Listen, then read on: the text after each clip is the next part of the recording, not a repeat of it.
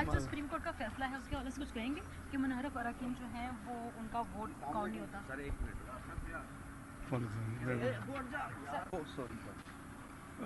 देखें, वो फैसला आया है, हर एक का अपनी अपनी इंटरप्रिटेशन है, लेकिन उसमें दो चीज़ें वाज़ेह हैं।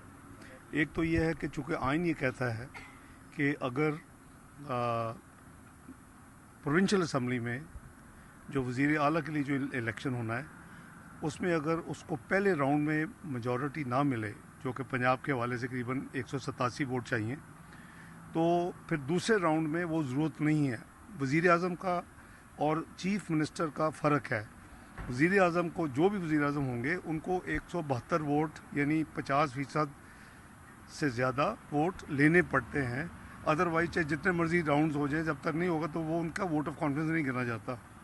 लेकिन वज़ीर आला में गुंजाइश, आज जो करीबन 25 अरकान जो मुनहरफ वो कहते हैं उनका नहीं गिने जाएंगे, उसके बावजूद भी मुस्लिम लीग नून और अलाइज की जो नंबर है वो पीटीआई के नंबर से करीबन 7-8 वोट ज़्यादा है।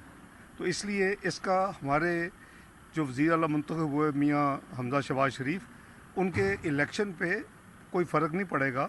एक शायद दूसरा राउंड करना पड़े इलेक्शन, अगर ये करना पड़े तो, लेकिन वो इलेक्ट अभी भी वही चीफ मिनिस्टर रहेंगे।